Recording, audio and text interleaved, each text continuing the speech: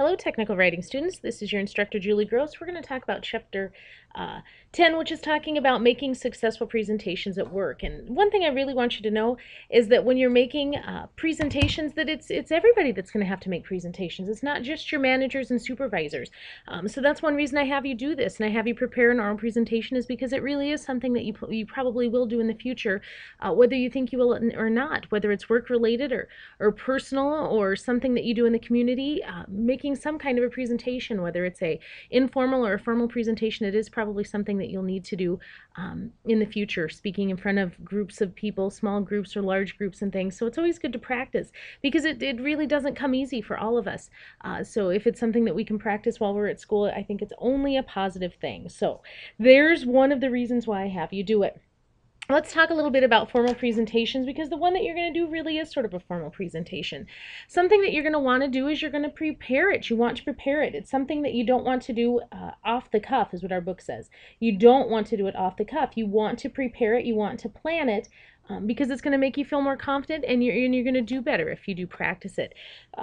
So some things with formal presentation, it gives you here, research your subject, which you've already done.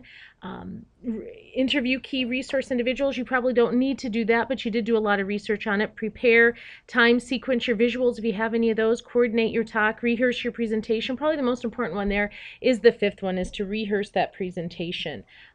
Whether you think you need to or not, it's always good to practice it, either by yourself or in front of someone else, so that they can give you pointers or tips on things that you need to do better.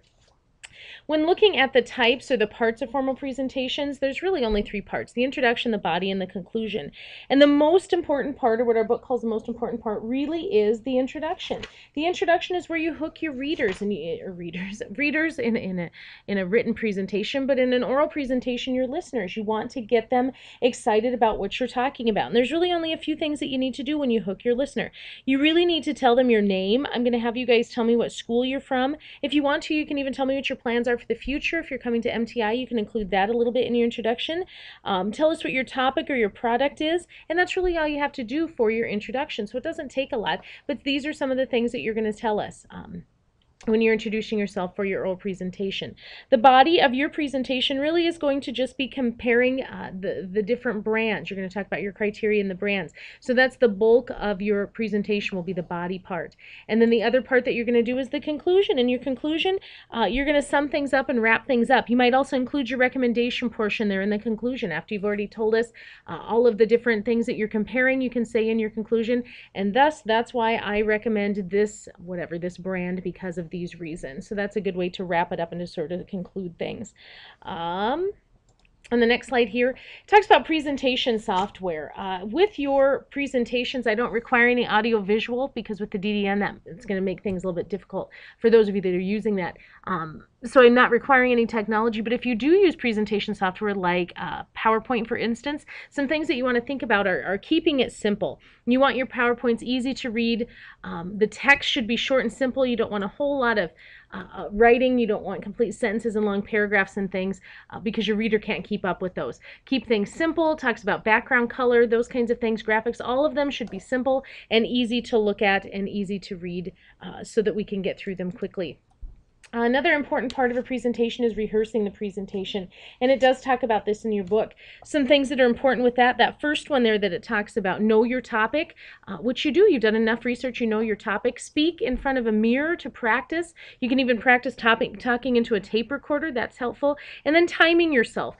Your presentation needs to be between 3 and 5 minutes long, so if you can practice that in front of a mirror or into a tape recorder in front of somebody else, something where you can time yourself so you know just about how long it's going to be would be helpful. And then when you make your presentation, some things to think about, our book tells us, is to establish eye contact with your listeners. Look at me, look at your audience.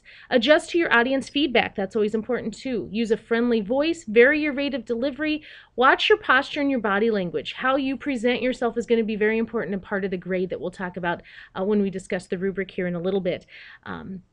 And your posture as well. You need to be confident and comfortable with your audience, and that needs to come through in the way that you carry yourself. And looking at your audience, keeping that eye contact rather than staring at your notes or staring at a screen is very important as well. So that's about all I had for you. You guys are going to have a quiz over this, so make sure you read through the reading and watch this video again. If you have any questions, let me know. I'm excited to see your presentations this week. Thank you.